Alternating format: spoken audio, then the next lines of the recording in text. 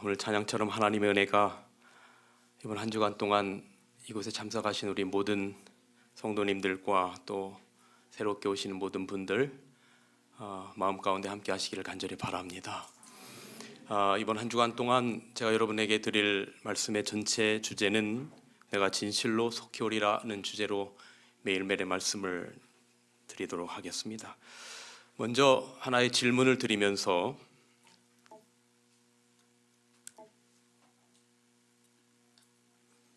오늘 말씀을 엽니다. 만약에 여러분이 지금까지 살아오셨던 여러분의 인생을 똑같이 다시 살아야 한다면, 여러분이 태어난 곳에서 태어나고, 그리고 똑같은 부모님 밑에서, 그리고 똑같은 초등학교를 나오고 중고등학교를 거쳐서 똑같은 배우자를 만나고 지금까지 살아오셨던 그 삶을 만약에 여러분이 똑같이 다시 살아야 한다면 다시 사시고 싶은 분 한번 손 들어주시기 바랍니다. 한 분이 안 들었는데 다시 별로 살고 싶지 않다는 분 한번 손 들어주시기 바랍니다. 이런 교회는 제가 처음 봤네요. 대부분 제가 이 질문을 꽤 여러 곳에서 드려봤는데 대부분의 분들이 똑같은 인생을 다시 살아야 한다면 그 인생을 별로 다시 살지 않겠다라고 대답을 합니다. 특별히 사회에서 성공했다는 직업을 가진 분들에게 질문을 해보아도 역시 마찬가지입니다. 여러분, 여기 이 자리에 앉아 계신 여러분들이 각각의 삶이 굉장히 다른 다른 경우의 삶을 살아오셨습니다. 그러나 그럼에도 불구하고 우리의 인생이 또 다른 인생을 산다 할지라도 만약에 우리의 인생을 사는 것이 그렇게 살만한 가치가 있는 것이 아니라고 한다면 이번 한 주간 동안에 여러분, 세상에서 말하는 인생의 가치 말고 성경에서 말하는 인생의 가치, 그리고 성경에서 말하는 영생의 가치에 대하여 우리의 시간과 마음을 집중해 보는 시간이 되었으면 참 좋겠습니다. 여러분, 성경은 이 세상을 살아가는 우리 모두에게 굉장히 중요한 질문을 던지고 있습니다. 사람이 만일 온 천하를 얻고도 제 목숨을 잃으면 무엇이 유익하리요? 사람이 태어나서 병들고 죽는 이 모든 죽음의 문제, 이것은 우리 모두가 지금 직면하고 있는 문제입니다. 그래서 우리가 인생을 살아가면서 이 문제에 대한 나름대로의 해결책과 나름대로의 결론을 가지고 살아가는 것과 그렇지 않은 것은 굉장한 차이가 있다고 생각합니다. 이보다 더 중요한 문제는 없습니다. 내가 그렇게 원하는 많은 돈을 벌었지만 어느 날 하나님의 도성 밖에서 우리 인생을 마친다면, 만일 내가 세상에서 원하는 것들을 다 가졌고 다 해보고 다 가보았지만 어느 날 하나님 없이 우리가 만약에 죽음을 맞이해야 한다면, 여러분, 이것은 이 질문에 대하여 우리가 답을 갖지 못하고 살아간다는 것은 굉장히 안타까운 일이라고 생각합니다. 그런데 어떤 분들은 이렇게 말할지 몰라요. 나는 성경에서 말하는 영혼이라는 것, 영생이라는 것에 대한 확신이 없어요. 정말로 성경에서 말하는, 많은 그리스도인들이 말하는 예수 그리스도 안에 있을 때 영원한 생명이라고 하는 것이 정말로 있습니까? 이 똑같은 질문을 17세기 프랑스 수학자요 물리학자요 철학자였던 파스칼에게 어느 날 한 제자가 묻습니다. 왜 선생님 같은 최고의 당대의 지성이 보이지 않는 하나님이란 신을 믿으십니까? 그때 이 파스칼이 잠시 골똘히 생각하더니 이렇게 묻는 제자에게 다음과 같이 말합니다. 그래, 자네 말이 맞아. 만약에 성경에서 말하는 영생이 없다면 예수 그리스도 안에 있을 때 영원한 생명을 얻을 수 있다라고 말하는 성경에서 말하는 것이 정말로 다 거짓말이라고 해도 나는 이 세상을 살면서 하나님이란 신을 믿으면서 성도들과 함께 교제를 나누고 마음의 위안을 받으며 신앙생활을 하면서 살아간 나의 삶이 결단코 헛된 삶이라고 생각지 않네. 그런데 만약에 성경에서 말하는 영생이라고 하는 것이 정말로 있다면 수천 년간 존재했던 이 성경의 오류를 파헤치려고 했던 수많은 사람들이 그리스도인들이 되고, 성경을 읽은 사람들이 그들의 삶이 변화가 되고, 그리고 전 세계의 문화와 역사와 교육과 의료 등의 모든 분야에서 가장 큰 영향을 미친 이 성경에서 말하는 영생이 만약에 정말로 있다면 자네와 나는 엄청난 차일세. 왜냐하면 나에게는 하나님의 아들이 계시기 때문이네. 여러분, 성경은 요한일서 5장 12절에 오늘 우리들에게 이렇게 말하고 있습니다. 아들이 있는 자에게는 뭐가 있고? 생명이 있고, 하나님의 아들이 없는 자에게는 뭐가 없느니라? 생명이 없느니라. 이번 한 주간 동안 우리는 우리에게 영생을 주시는 하나님의 아들을 만나게 되기를 간절히 바랍니다. 이 세상에서 말하는 60년, 70년, 80년, 90년 살다가 사라질 생명이 아니라 영원한 생명을 얻을 수 있는 하나님의 아들을 만나는 한 주간이 되기를 간절히 바라고, 어차피 우리가 바쁘게 흘러가는 이 인생 가운데 지금까지 살아온 대로 그대로 산다면 마침내 우리가 도달할 곳은 한 곳밖에 없지요. 그러나 이번 특별한 기간 동안에 오늘 이 자리에 참석하신 모든 분들은 하나님께서 여러분의 마음에 역사하셨다고 저는 믿습니다. 그래서 이번 한 주간의 시간을 우리가 구별하여 성경에서 말하는 가치, 세상에서 말하는 가치 말고 성경에서 말하는 가치를 다시 한번 우리의 마음 가운데 깊이 새길 수 있는 그런 시간이 되기를 간절히 바랍니다. 오늘 첫날 저는 사람이 생명이 된지라라고 하는 제목으로 오늘 첫날 복음축제의 첫 말씀의 문을 엽니다. 오늘 드리는 말씀은 이번 한 주간 동안 제가 여러분들에게 드릴 말씀의 가장 근간이 되는 말씀입니다. 오늘의 말씀을 가장 기초로 해서 이제 내일부터 이번 주 안식일까지 모든 말씀들이 한 단계 한 단계 쌓여져서 안식일이 마지막 설교가 마쳐지는 그때 모든 이야기의 결론이 맺어지게 될 것입니다. 제가 감히 장담하건대 이번 한 주간 동안 계속해서 참석하셔서 말씀을 들으시는 여러분들이 이번 주 안식일에 모든 말씀이 마쳐지게 되면 이번 한 주간 동안 하나님의 영의 역사가 여러분의 마음 가운데 역사했다고 그렇게 믿기를 확신하고 기도하면서 이제 말씀의 포문을 엽니다. 여러분이 계시는 성경은 성경에 흐르는 하나의 관심사가 있습니다. 그 관심사는 생명을 존재케 하는 것입니다.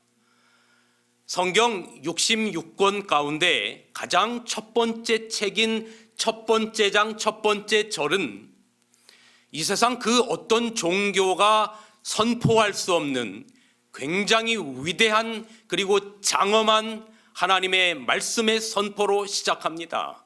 다 같이 한번 읽겠습니다. 시작. 태초에 하나님이 천지를 창조하시니라. 교회를 안 다니신 분들, 아예 안 다니신 분들을 제외하고 이 성경절을 한 번도 못 들어보신 분은 없습니다. 그런데 여러분, 이 글자 안에는 성경은 하나님의 말씀인데 여러분, 글에는 그 글쓴이의 마음과 사상이 담겨져 있습니다. 그래서 태초에 하나님이 천지를 창조하시니라고 하는 이 장엄한 하나의 선언 속에는 하나님의 굉장히 가슴 설레이는 이야기가 담겨 있습니다. 아무것도 없던 흑암의 세상 가운데 성경은 하나님께서 빛이 있으라 하심에 빛이 있었다라고 기록하고 있습니다. 온 우주를 창조하신 창조주 하나님께서 천지 창조를 시작하는 첫 번째 말씀 가운데는 하나님의 가슴이 벅찼습니다. 빛이 있으라 하심에 빛이 있었고 그 말씀 가운데 하나님의 가슴은 여섯째 날 창조될 존재 하이라이트로 인하여 하나님의 가슴은 굉장히 설레었습니다. 둘째 날, 셋째 날, 넷째 날, 다섯째 날의 모든 창조의 과정 가운데 하나님의 가슴은 여섯째 날 창조될 창조의 하이라이트로 인하여 하나님의 가슴이 굉장히 설레었습니다. 마치 남녀가 서로 사랑해서 결혼을 해서 아이를 잉태하면 이제 그 아이를 위하여 부모들은 굉장히 설레이는 마음을 가지고 모든 것들을 다 준비합니다. 그 아이가 입을 옷, 그 아이가 입을 양말, 그 아이가 입을 신발, 그리고 그 아이가 누울 침대, 그리고 저도 굉장히 한참 전이죠. 그때로 되돌이켜 보면 천장에 아이들이 바라보고 즐거워할 모빌, 모든 것들을 다 준비하면서 그 모든 것들을 준비할 때 부모의 마음은 존재 하이라이트, 태어날 그 아이를 생각하며 굉장히 가슴 벅참과 설레임으로 모든 것들을 준비하듯이 하나님은 태초에 하나님이 천지를 창조하시니라라고 하는 성경의 첫 번째 장, 첫 번째 절에 이 말씀을 선포하시면서 모든 천지 창조의 과정들을 하나씩 하나씩 이루어 갈 때마다 하나님은 이 모든 것들을 즐길 존재 하이라이트로 인하여 가슴이 설레었습니다. 하나님께서 이렇게 아름다운 꽃을 만드셨는데 이 꽃이 뭐지요? 이 코스모스입니다. 이게 무슨 색깔 같습니까? 일단 아름답습니까? 네, 아름답습니다. 여러분에게 저 코스모스의 색깔이 어떤 색이냐고 물어본다면 뭐라고 답하시겠습니까?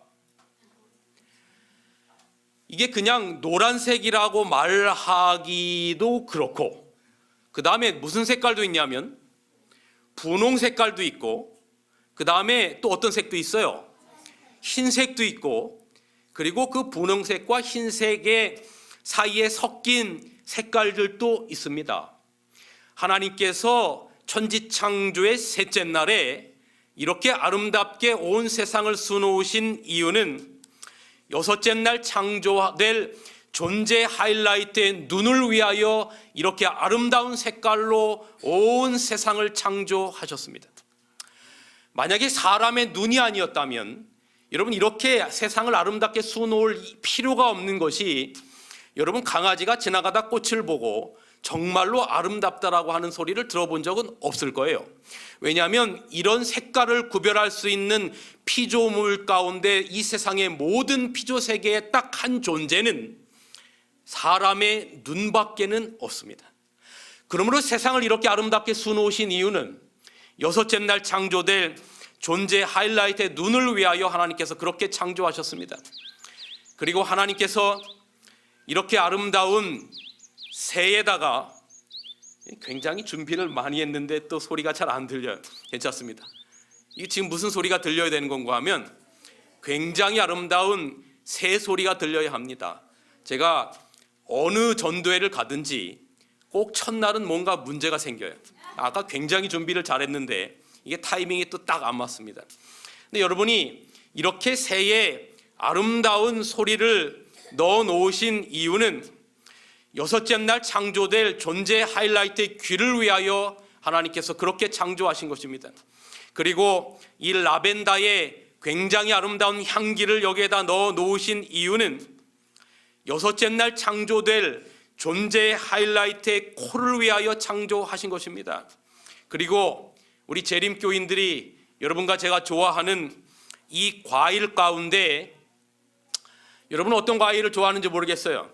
제가 좀 시간이 좀 있으면 좀 여쭤보고 싶은데 이미 시간이 너무 많이 소진이 돼서 제가 전도회를 하면서 목사님께 부탁드린 게 한 가지가 있습니다.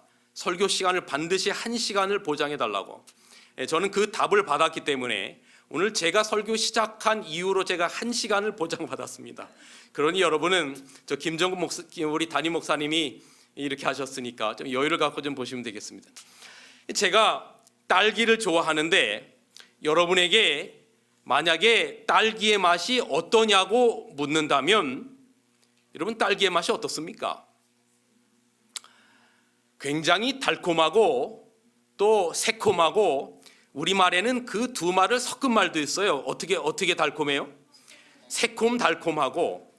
그런데 그 딸기를 먹다가 심심하지 말라고 거기에다 뭐까지 박아 놓으셨냐면 깨까지 박아 놓으셨어요. 이게 얼마나 이 오드독. 그런데 여러분, 이렇게 아름답고 정말 기가 막힌 맛들을 하나님께서 이 안에 넣어 놓으시면서 창조하신 이유는 여섯째 날 창조될 존재의 하이라이트의 혀를 위하여 하나님께서 그렇게 정성스럽게 모든 것들을 준비하신 것입니다. 양털의 푹신함, 존재 하이라이트의 촉감을 위해서 준비하셨습니다. 그리고 드디어 이렇게 가슴 벅참으로 하나님께서 여섯째 날 천지를 창조하시고 드디어 존재의 하이라이트를 하나님께서 창조하시는데, 하나님이 자기의 형상, 곧 하나님의 형상대로 사람을 창조하시되 남자와 여자를 창조하셨다라고 기록합니다. 그런데 여러분, 하나님께서 이 세상을 창조하실 때 굉장히 중요한 일을 하셨는데, 그게 바로 뭐냐면 이겁니다. 하나님께서는 자기가 지으신 피조물들에게 누구의 생명을 주셨다? 자신의 생명을 주셨다는 겁니다. 어제 오늘 저는 우리 김범종 목사님도 뭐 장례식장에서 만났습니다만 장례식장을 다녀왔습니다. 84세의 일기로 청량리교회 한 집사님께서 조 안에서 잠드셨습니다. 뭐 어떻게 생각하면 그 정도면 장수하셨다라고 생각될 수도 있어요. 뭐 요즘은 또 100세 시대라니까 좀 아쉬운 수명일 수도 있고.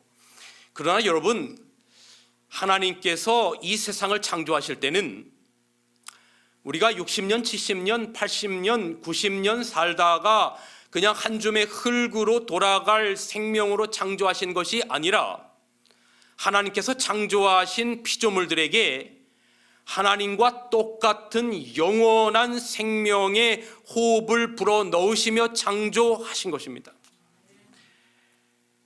이렇게 모든 것들을 다 준비하신 후에 마침내 창조의 걸작품이며 그를 위하여 이 아름다운 세상이 단장함을 입은 존재인 사람이 활동 무대에 등장합니다. 그런데 여러분, 하나님께서 우리를 어떻게 창조하셨다라고 여기 시편 139편에는 기록하냐면, 내가 주께 감사하옴은 나를 지으심이 어떻다고요? 신묘막측하다라고 기록하고 있습니다. 여러분, 신묘막측이라는 말이 무슨 말입니까? 그냥 우리가 얼핏 생각하면 신비하고 묘하고 측량할 수도 없다, 이제 그런 뜻 같은데, 뭐 그런 뜻 비슷해요. 영어로 보면 이게 fearfully and wonderfully 그랬는데, 이 굉장히 약간 이 엄위하고 그 다음에 놀랍게 창조하셨다라고 기록합니다. 제가 이 신묘막측이라고 하는 말이 어떤 의미인지 사전을 찾아보니까 이런 의미를 가지고 있어요. 엄위하고 기이하여 비상하여 감히 헤아릴 수 없을 정도로 뭐하다? 묘하다. 여러분, 하나님께서 태초에 하나님이 천지를 창조하시니라는 그 장엄한 문구가 끝나면서 공허한 이 세상을 빛을 창조하시면서 모든 것들을 창조하실 때 하나님의 가슴은 굉장히 설레었고, 그 설렌 이유는 존재 하이라이트인 아담을 창조하시면서 모든 것들을 그렇게 준비하실 때 하나님은 신묘막측하게 헤아릴 수 없는 솜씨로 우리의 인생을 지으셨다라고 기록하고 있습니다.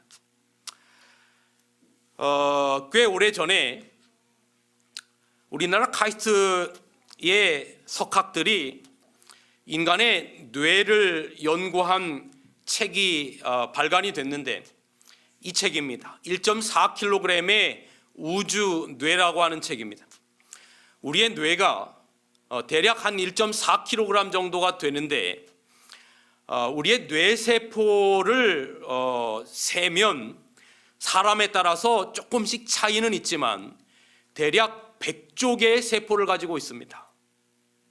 그런데 만약에 그 100조 개의 세포를 1초에 하나씩 떼면 그 100조라고 하는 숫자를 다 떼려면 1초에 하나씩 떼도 4만 년이 걸립니다.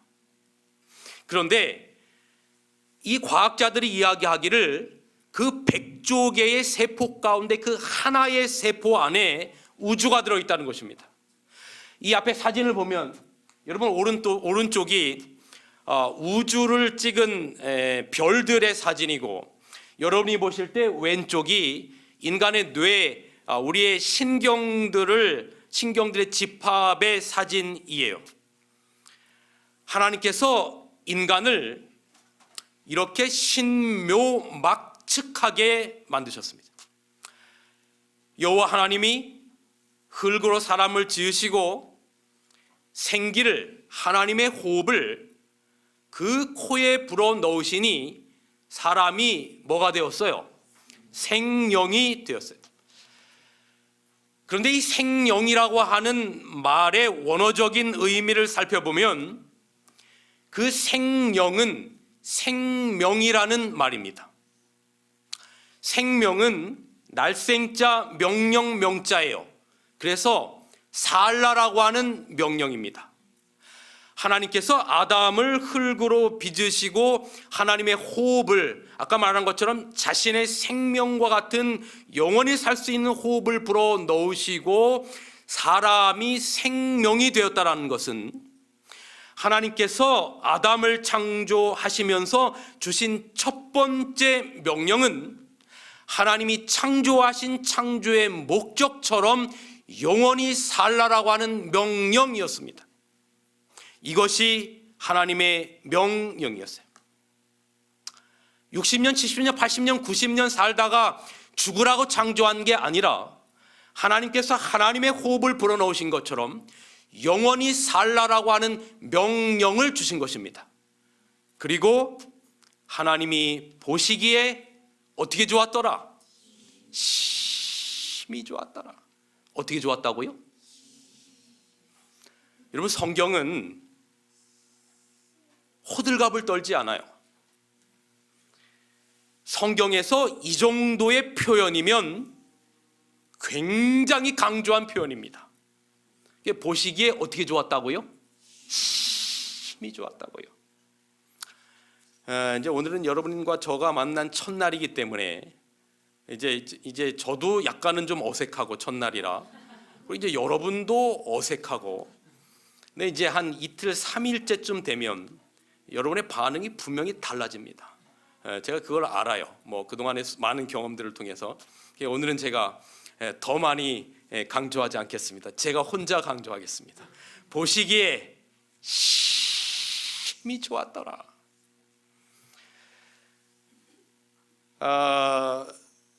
제 선배 목사님들이 핸드폰의 대문 사진을, 대부분 목사님들은 핸드폰의 대문 사진, SNS의 대문 사진을 어떤 사진을 많이 올려놓냐면 설교하는 사진을 많이 올려놓습니다. 그리고 어디 가서 좋은 경치를 올려놓든지 그렇습니다. 그런데 어느 순간이 딱 되면 사진들이 다 바뀌기 시작하는데, 그게 어느 순간인가 하면 손주를 본 순간입니다. 한 번은 제가 저 구리에 있는 어느 한 교회에서 목회를 할 때 저희 지구장이셨던 선배 목사님께서 손주를 보니까 모든 핸드폰에 이 대문 사진들, SNS의 사진들이 다 손주 사진으로 도배를 했어요. 제가 어느 날 그 선배 목사님을 만나서, 목사님 그렇게 좋으십니까? 그랬더니, 야, 이건 딴 세상이야 그래요. 너도 한번 손주 가져봐 그래요. 근데 그때는, 지금은 이제 저희 아이들이 꽤 많이 이제 다 한 녀석은 이제 대학도 졸업하고 이제 선생이 됐고, 이제 한 녀석은 아직 이제 군대 갔다 와서 3학년 다니고 있는데 다 성장했는데, 그 아이들이 이제 고등학교, 중학교 시절입니다. 제가 이제 집에 가서 그 선배님한테 그 얘기를 듣고 저희 아들이 학교를 갔다 오고 났을 때 제가 저희 아이들을 불러놓고 얘기했어요. 얘들아, 거기 목사님이 그러는데 손주를 가지면 그렇게 좋다는데 아빠도 어떻게 좀 안 될까? 그랬더니 아빠 뭐 잘못 드셨어요? 그래요. 내가 지금 고등학생인데 지금 저보고 뭐려고 하시는 거예요? 그래요. 여러분, 이 세상에 많은 기쁨들이 있어요. 여러분이 지나가다가 생각지 않았는데 5만 원권 주시면 기분이 좋아요, 안 좋아요? 굉장히 좋죠.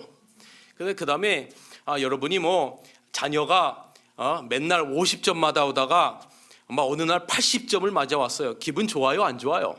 기분 너무 좋죠. 그런데 이 세상에 많은 기쁨들이 있는데 존재의 기쁨, 생명 탄생의 기쁨보다 더 큰 기쁨은 없어요. 여러분, 집에 생명이 생기면 집이 기쁨의 동산이 돼요. 그래요, 안 그래요? 그래요. 그래서 아담과 하와가 생긴 동산을 성경은 기쁨의 동산이라고 했어요. 이걸 우리는 에덴 동산이라고 부르죠. 그 에덴 동산이라고 하는 뜻은 기쁨의 동산이란 뜻인데 왜 기쁘냐? 에덴 동산에 먹을 게 많아서 기쁜 게 아니고, 에덴 동산이 경치가 아름다워서 기쁜 게 아니고, 에덴 동산에 어떤 다른 이유가 있어서 기쁜 게 아니라 그 동산이 기쁨의 동산이 되는 이유는 존재의 탄생, 생명의 탄생에서 오는 기쁨으로 인한 기쁨의 동산입니다. 그러므로 에덴 동산이라고 하는 말의 의미는 존재의 기쁨이, 생명의 기쁨이 어떤 기쁨인지를 나타내 주는 거예요. 제가 이번 주 안식일에 결론으로 말씀드릴 새하늘과 새 땅의 기쁨도 잃어버렸던 생명을 되찾은 기쁨, 존재의 기쁨이 다시금 회복되는 나라가 요한계시록 21장과 22장의 새하늘과 새 땅이에요. 그래서 오늘의 시작이 이번 주 안식일의 결론이 될 거란 말이 그 이야기인데, 여러분, 에덴의 기쁨은 생명의 존재와 그리고 하나님과 새 생명 간의 완벽한 조화와 관계 속에 있었던 것입니다. 여러분, 그래서 성경이 말하는 선과 악이 뭐냐? 기독교가 말하는 선과 악과 이 세상이 말하는 선과 악의 개념은 완전히 다릅니다. 성경이 말하는 선과 악과 이 세상에 성경을 제외한 다른 모든 종교가 말하는 선과 악의 개념은 완전히 다릅니다. 제가 이번 한 주간 동안 드릴 말씀의 가장 근간이 되는 이야기가 오늘 드리는 말씀이라고 한 이유가 성경에서 말하는 선과 악의 개념을 오늘 여러분들에게 설명을 드리고 여러분이 이것을 온전히 이해하셔야만이 제가 이제 내일서부터 오늘 말씀을 근간으로 해서 한 칸 한 칸 쌓아갈 내용들이 이해가 되기 때문에 그렇습니다. 여러분, 성경에서 말하는 선은 이 세상에서 말하는 것처럼 도덕적이고 행위적인 개념이 아니고 성경에서 말하는 선은 창조의 목적처럼 생명 존재하는 것입니다. 아담의 코에 호흡을 불어넣으시고 영원한 생명을 불어넣으시고 생명이 되었다, 살라라고 하는 명령, 창조의 명령처럼 영원토록 존재하도록 창조된 생명이 하나님의 창조의 목적처럼 영원히 존재하는 것, 이것이 성경에서 말하는 선입니다. 그리고 반대로 악은 뭐냐면 영원히 살도록 창조된 생명이 죽음으로 돌아가는 것, 비존재로 돌아가는 것, 이것이 성경에서 말하는 악이에요. 여러분, 전도서에는 이 세상에 많은 악들이 있는데 그 악 가운데 가장 큰 악이 무엇이냐? 전도서 9장 3절에 이렇게 말합니다. 모든 사람의 결국이 일반인 그것은 해 아래서 모든 인줄에 악한 것이니, 그 다음에 인생의 마음에 악이 가득하여 평생에 무슨 마음을 품다가? 미친 마음을 품다가 후에는 어디로 돌아가는 것이라고요? 여기서 미친 마음을 품었다는 건 우리가 세상에서 생각하는 그 정신병원에 입원하는 그런 미친 마음이 아니고, 성경에서 영원히 살 수 있는 생명의 길이 있음을 제시함에도 불구하고 나는 그 길이 필요 없어요. 오로지 나는 이 세상에 돈 버는 데 미친 마음을 품고 살아가는 것입니다. 명예를 위하여 그 길이 결국이 어디로 가는지 앞도 뒤도 돌아보지 않은 채 그렇게 살아가는 삶입니다. 그렇게 살다가 영원한 소망을 완전히 잃어버린 채 비존재로 돌아가는 것, 영원히 살 수 있는 생명으로 창조된 존재가 마침내 소망 없이 죽음으로 돌아가는 것, 이것이 세상의 모든 악 중에 가장 큰 악이라고 기록하고 있습니다. 제가 춘천에서 목회를 할 때 어느 날 한 연로하신 집사님이 저에게, 목사님, 몇 월 며칠 다음 주 무슨 요일에 꼭 저희 집을 방문해 주시고 저희 집에 와서 예배를 드려주세요 라고 하는 부탁을 하셨어요. 그래서 제가 이제 알겠습니다 하고 제 방문 캘린더에 이제 일정을 적어놓고 이제 그날 이제 우리 함께 있었던 부목사님과 함께 이제 그 집사님 댁을 방문을 했습니다. 그 집사님 댁에 가서 그 집사님 좋아하는 찬양이 주 안에 있는 나에게 딴 근심이 있으랴, 이 참이 너무 좋아하셨어요. 이제 그 참미를 이제 부르고 뭐 짧게 방문을 가면 목사님들이 이제 그 교회 가정을 위해서 권면하지 않습니까? 그런데 찬양을 부르기 시작하면서 이 집사님이 울기 시작하셔요. 그러면서 제가 모든 말씀이 다 끝나고 난 다음에 이 집사님이 저에게 이런 질문을 해요.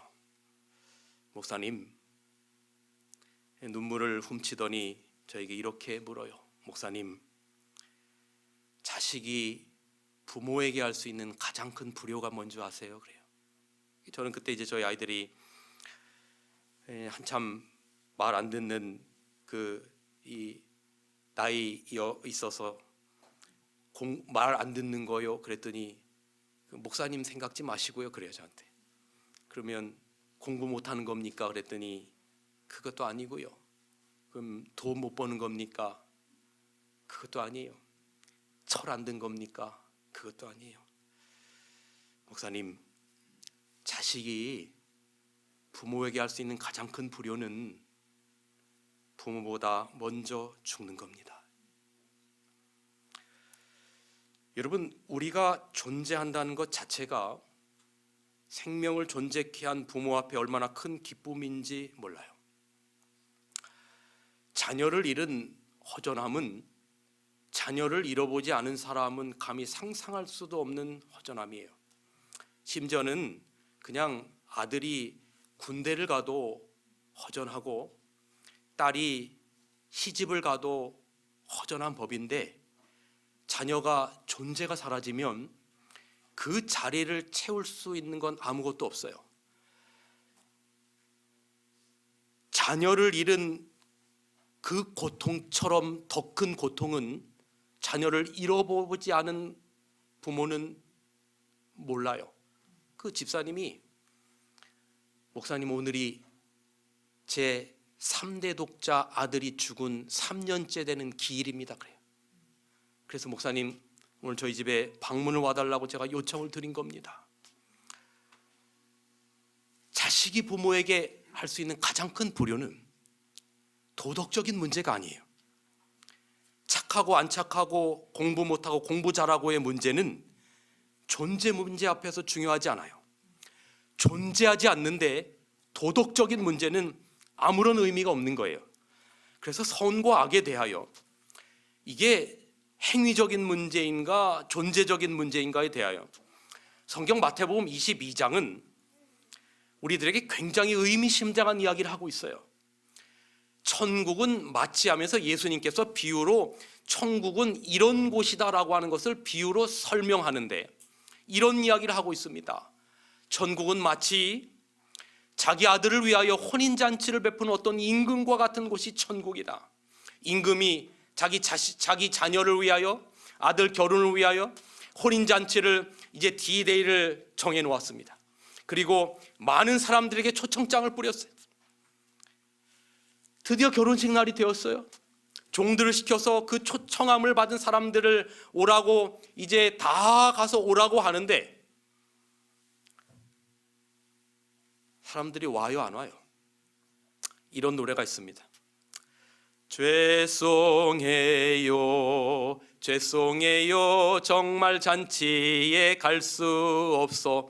이 노래 아시는 분 왜 못 간대요? 장가 가야 하고, 그 다음에 소도 사야 하고, 농과 밭에 나가서 할 일은 많아, 내 어이가리 죄송해요. 종들이 임금에게 왔습니다. 임금님, 초청장을 뿌린 사람들이 아무도 못 오겠다는데요. 이 화가 났어요. 그래서 이 임금이 종들에게 뭐라고 말하냐면, 너희들 길에 나가서 만나는 사람들 모두 다 데려와라. 어디에 데려오라는 겁니까? 혼인잔치에 데려오라는 거예요. 그럼 이게 지금 천국은 마치니까 어디로 데려오라는 얘기예요? 천국으로 데려오라는 얘기예요. 종들이 길에 나갑니다. 그리고 길에 나가서 악한 자나 선한 자나 만나는 대로 모두 뭐하니? 데려오니. 여러분에게 묻습니다. 여러분, 종들이 밖에 나가서 선한 자나 악한 자나 다 천국잔치에 다 데려왔는데 선과 악을 임금이 나눈 것입니까? 세상이 나눈 것입니까? 이 선과 악을 누가 나눈 거예요 지금? 여러분, 이건 세상이 나눈 거예요. 임금이 선과 악을 나눈 게 아니라 세상이 나눈 것입니다. 여기 우리 전도사님은 법 없이도 살 사람이야, 교통법규도 잘 지켜. 그러면 악한 사람이에요, 선한 사람이에요? 세상적인 잣대에서 선한 사람이에요. 근데 여기 있는 유창종은 법규도 끄떡하면 어겨, 남의 물건도 훔쳐, 사기도 쳐. 선한 사람이에요, 악한 사람이에요? 악한 사람이에요. 누가 나는 것입니까? 세상이 나눴습니다. 그런데 천국잔치에, 혼인잔치에 종들을 시켜서 사람들을 불러 모을 때 세상이 말하는 선과 악의 기준을 따지지 않고 악한 자나 선한 자나 천국잔치에 전부 다 초청합니다. 그런데 이 천국잔치에 들어오게 될 때에 딱 한 가지의 조건이 있었는데, 세상적으로 당신이 잘났느냐 못났느냐, 공부를 많이 했느냐 못했느냐, 남자냐 여자냐, 키가 크냐 키가 작냐, 잘생겼냐 못생겼냐, 악한 자냐 선한 자냐, 노 프라블럼. 아무것도 안 따지겠다는 겁니다. 딱 한 가지만을 따지는 겁니다. 투르노 입구에 예복을 임금께서 준비하셨습니다. 그리고 들어오는 모든 사람들이 거짓골이 된 사람이건 악한 사람이건 세상적인 도덕적인 잣대에 의하여 선한 사람이건 상관없이 그 예복만 입으면 그 천국은 맞지 않은 천국잔치에 전부 다 들어오는데, 임금이 어떤 것도 묻지 않았는데 딱 한 사람, 저 뒤에 있는 이재동 장로님만 예복을 안 입고 왔어요. 제가 제 친구라서 예를 드는 겁니다. 이렇게 묻습니다. 친구여, 어찌하여 예복을 입지 않고 여기 들어왔느냐 하니, 저가 뭐예요? 유구 무원 이거늘. 옷을 안 입고 들어온 이유는 하나입니다. 준비된 예복이 가만히 보니까 내가 입은 옷보다, 이거 한 30년 전에 산 것 같은데, 런던 보고, 사실은 이게 제가 평소에 잘 입는 옷은 아닌데 오늘 장례식을 갔다 오다 보니까 이 옷을 입고 넥타이만 바꿔 메고 온 거거든요. 이거 보니까 런던 포크 이거 내가 20만 원을 주고 산 건데 예복이 보니까 얼마짜리밖에 안 된 것 같아요? 15만 원밖에 안 된 것 같아.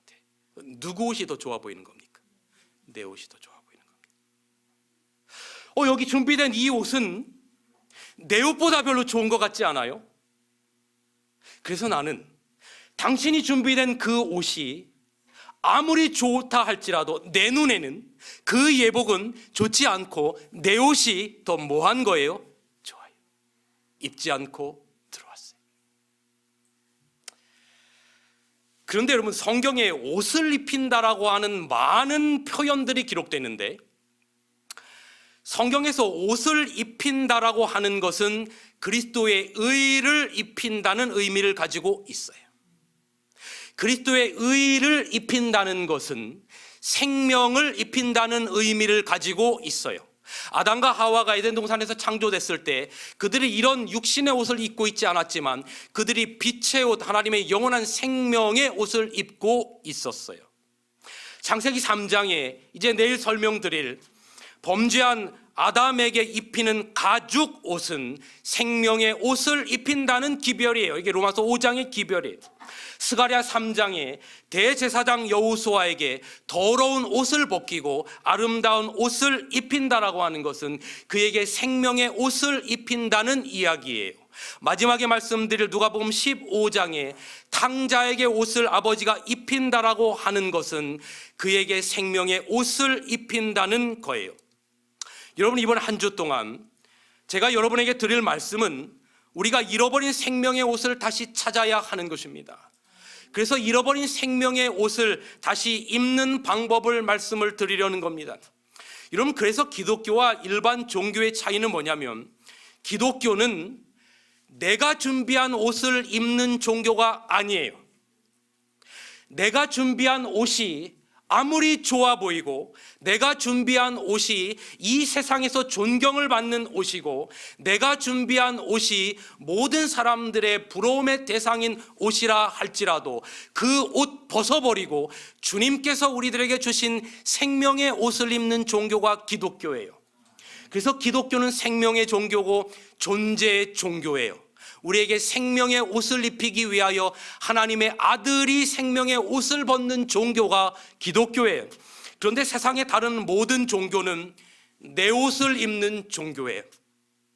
내가 행하는 도덕의 옷을 입는 것이고 내가 행하는 정성의 옷을 입는 것이고 내가 행하는 행함의 옷을 입어서 신이 보아서 너 정말로 잘했다고 해서 구원받게 해주는 종교가 일반 종교예요.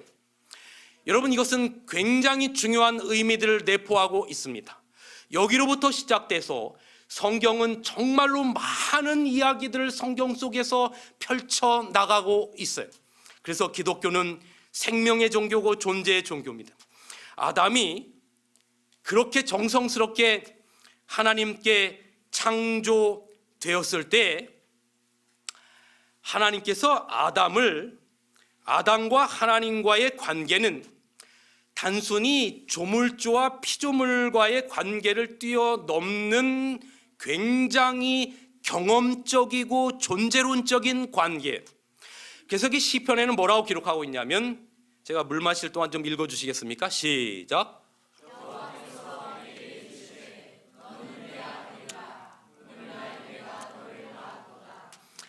하나님의 호흡이 흙으로 빚음을 입은 아담의 코에 불어넣어졌고 그 다음에 아담이 생명이 되어서 눈을 뜨자마자 아담의 전두엽 뇌에 기록된 처음의 이미지는 하나님이었습니다.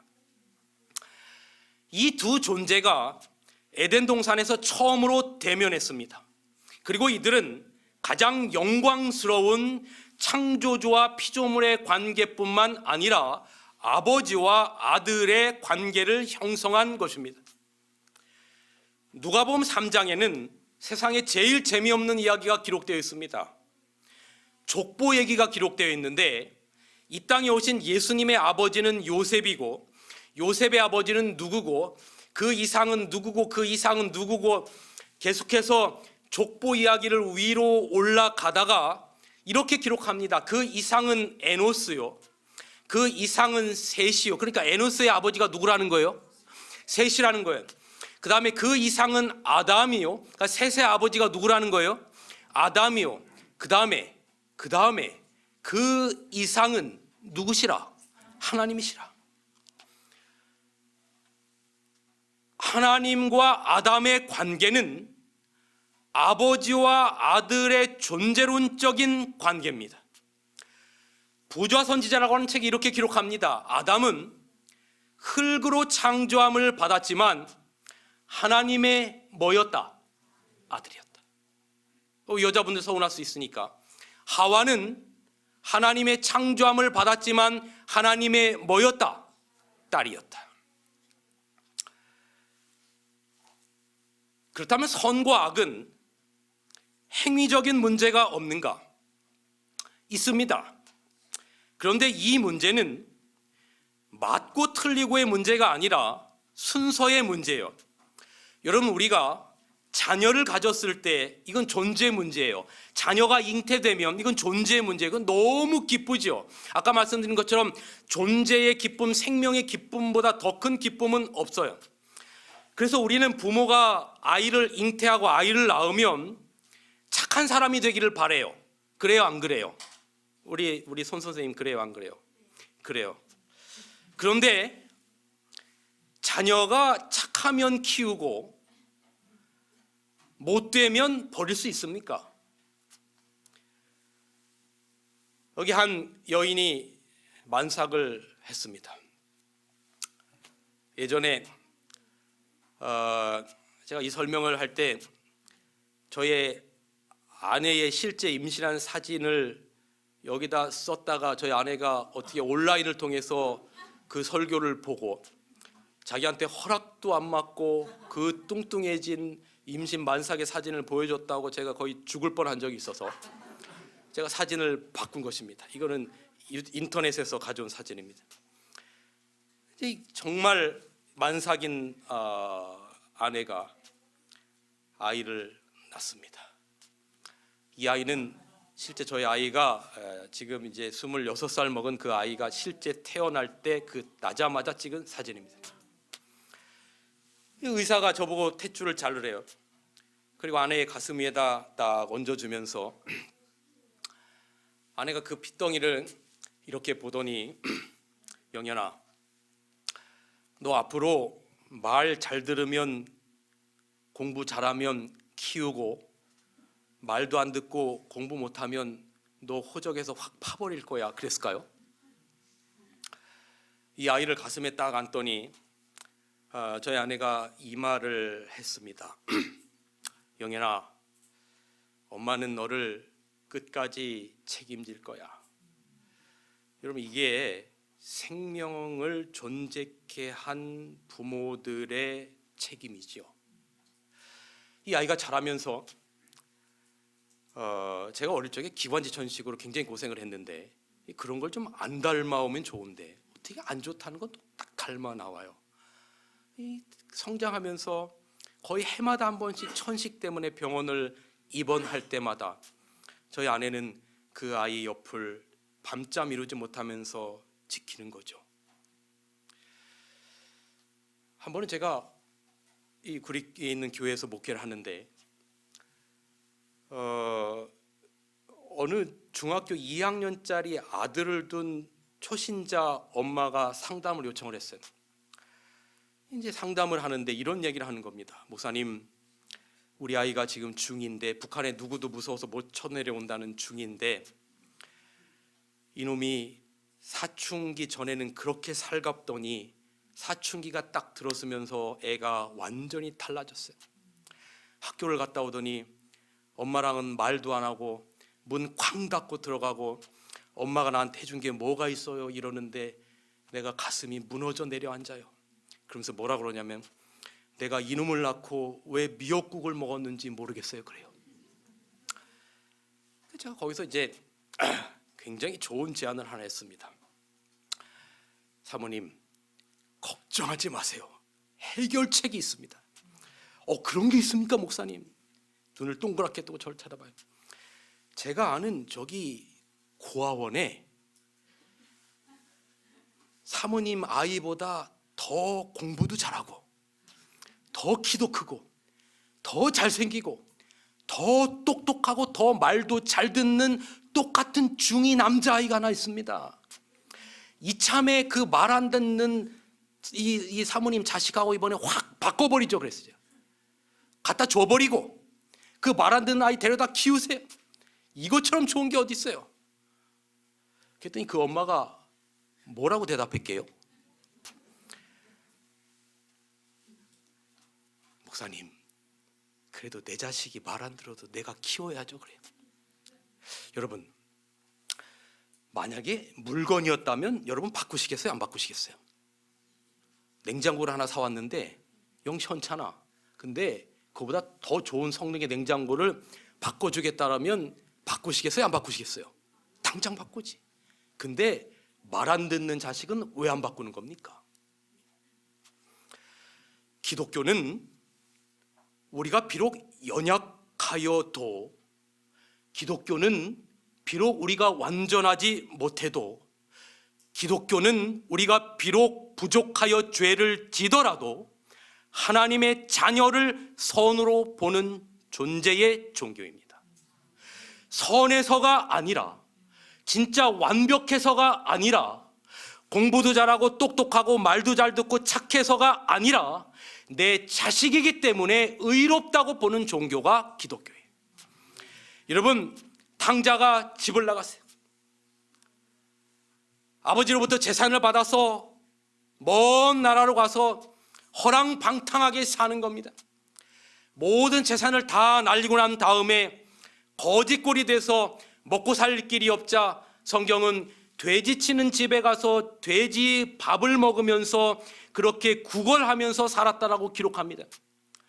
그런데 어느 날 가만히 자기 신세한탄을 하는데 가만히 생각해 보니까 내가 여기 이러고 있을 존재가 아니었는데, 나에게 아버지가 있다면 내가 이렇게 살 존재가 아니었는데, 그런데 그도 차마 양심이 있는지라 아버지께 한 짓이 있기 때문에 아버지께로 돌아가지 못하고 몇 날 며칠을 혹은 몇 달을 고민하고 고뇌하며 아버지께 돌아갈까 말까 고민하고 있던 어느 날 그의 마음 가운데 내가 아버지 집으로 돌아가리라. 비록 나의 도덕적인 죄가 아버지와 아들의 관계를 끊어버린다 할지라도 나는 품꾼의 하나로라도 좋으니 아버지에게 돌아가리라고 결심을 하고 무거운 발길을 한 발짝 두 발짝 내딛고 아버지 집으로 가는 겁니다. 그런데 여러분, 이 아들이 잊었던 게 하나가 있어요.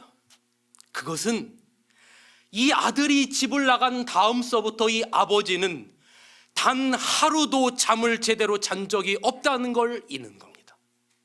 아들이 집을 나간 이후로 아버지는 단 하루도 마음껏 배불리 밥을 먹을 수도 없는 겁니다.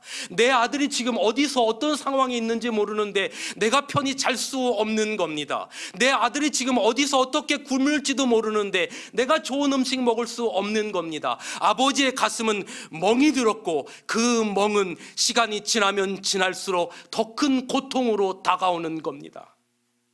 여러분, 존재의 기쁨은 그 기쁨의 크기가 크면 클수록 그 상실의 크기는 더 커지는 법입니다. 아버지가 아들을 사랑한 것만큼 그 사랑의 크기만큼 아들을 잃은 다음서부터 아버지는 그 고통으로 밤낮을 보냈다는 걸 이 아들은 미처 인지하지 못한 겁니다. 드디어 아들이 아버지 집에 가까이 왔어요. 모든 동네 사람들이 저가 누군가 너무 신분이 변했어요.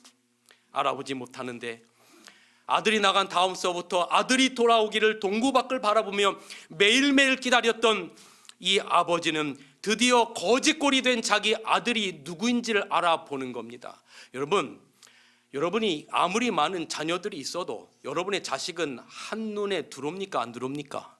들어와요. 저희 합회에 은퇴하신 선배 목사님 가운데 엄보석 목사님 계시죠? 그 목사님 키가 크세요, 작으세요? 키 작으시잖아요. 근데 이건 제가 목사님께서 설교하신 예를 제가 그대로 드는 거니까.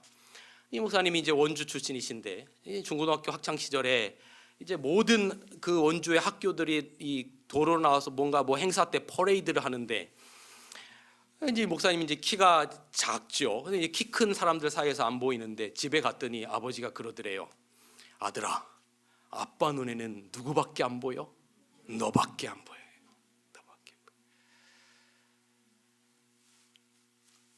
아버지가 그를 끌어안습니다. 그 다음에 이렇게 말합니다. 아버지는 종들에게 이르되, 야, 지금 내 아들이 왔는데 보니까 치수를 좀 빨리 좀 재라. 그렇게 해서 가서 옷을 만들어 왔습니까? 아니면 이미 아들이 돌아오면 입힐 옷을 준비했습니까? 아버지는 종들에게 이르되, 제일 좋은 옷을 내어다가 맞춰서 입혀라가 아니라 내어다가 뭐 했어요? 입혔어요. 아들의 돌이킴보다 아버지의 용서가 먼저 있었어요. 옷을 입힌다는 것은 생명을 입힌다는 겁니다. 너는 내 아들이라는 것입니다. 그럼 그 다음에 말하기를, 이 아버지가 이렇게 말하는 거예요. 모든 종들에게, 모든 동네 사람들에게, 여보시오 여보시오, 잃어버렸던 내 아들이 드디어 돌아왔소. 그러면서 말하기를, 내 아들은 죽었다가 다시 살아났으며 내가 잃었다가 다시 뭐 했노라. 이 말 안 듣는 이 종놈은 내가 잃었다가 다시 찾았다가 아니라 여전히 내 뭐예요? 여러분, 아들의 도덕적인 실수가, 행위적인 실수가 아버지와 아들의 관계를 바꾸지 않았어요. 그 아들에게, 그 돌아온 아들에게 이미 준비해 놓은 의의 옷을 입혔어요. 여러분, 누가복음 15장에는 제가 지금 여러분에게 드린 이 탕자의 비유뿐만 아니라 두 비유가 더 있는데, 하나는 10개의 은전 가운데 하나의 은전을 잃어버렸는데 그 하나의 은전을 다시 찾았을 때 너무나 기뻐서 온 동네 잔치를 벌이는 이야기가 나오고, 또 하나는 양이 100마리가 있는데 한 마리의 양을 잃어버렸을 때 그 99마리의 양을 우리에다 두고 목자는 그 한 마리의 양을 찾기 위해서 목숨을 걸고 그 한 마리의 양을 다시 찾았을 때 온 동네에 잔치를 벌이는 이야기가 나와요. 그런데 여러분, 이 세 이야기의 공통점이 무엇인고 하면, 존재의 가치는 몇 분의 몇을 할 수 없다는 거예요. 여러분이 10,000원이 있는데 1,000원을 잃어버리면 몇 분의 몇을 잃어버린 거예요? 10분의 1을 잃어버린 거예요.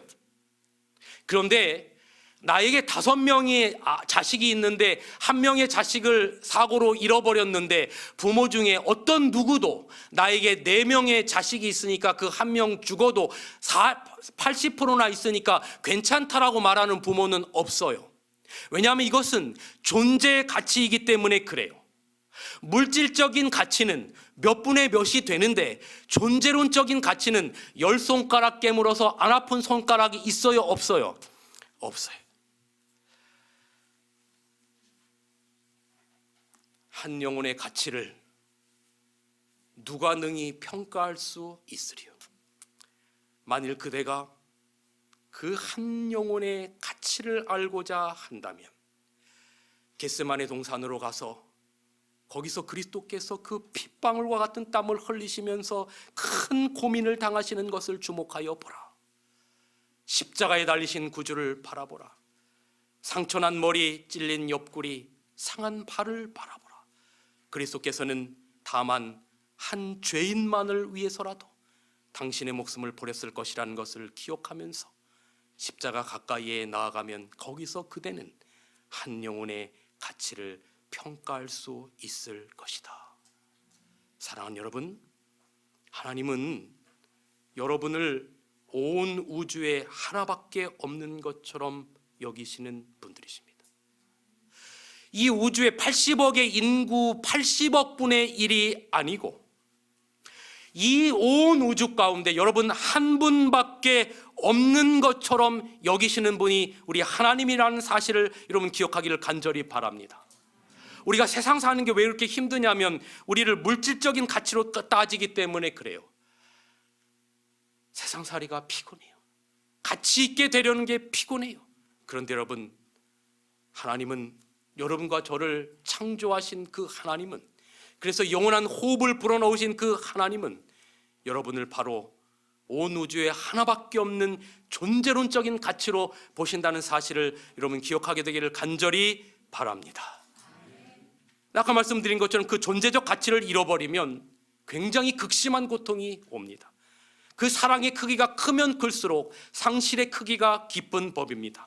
그래서 내일은 제가 그 존재적 가치를 잃어버린 하나님의 아픔과 그 존재적 가치를 다시 찾기 위해서 하나님께서 놀라운 방법을 마련하셨어요. 잃은 자식 찾는 여자의 후손이라는 제목으로 내일 저녁에 뵙도록 하겠습니다. 기도하겠습니다. 고마우신 하늘에 계신 아버지 하나님,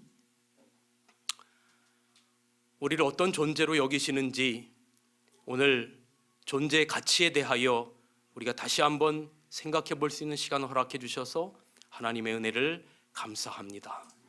이 세상에서 말하는 도덕적인 선과학의 개념이 아니라 하나님의 생명의 옷을 입고 영원토록 살게 된 그러한 존재로 창조된 우리가 아버지 하나님 주님의 생명의 옷을 입고 살아갈 수 있는 길이 있음을 이번 한 주간 동안 저희가 말씀을 통하여 배우고 느끼고 결심하는 시간 될 수 있도록 하나님 축복하여 주옵소서. 이 시간 참여하는 모든 성도님들과 그리고 특별히 새롭게 참석하시는 모든 분들 위해 하나님 크게 축복하여 주시고 이번 한 주간 동안 이 집회가 이루어지는 일에 그 어떤 사단의 방해도 없을 수 있도록 하나님의 천사로 지키시고 인도하여 주옵소서. 어두운 밤길 돌아가는 길 평안케 하여 주시고 내일 저녁 다시금 만날 때까지 하나님 저희와 함께 하여 주시옵기를 우리를 사랑하시되 끝까지 사랑하시는 그리스도신 예수님의 이름으로 간절히 기도하옵나이다. 아멘.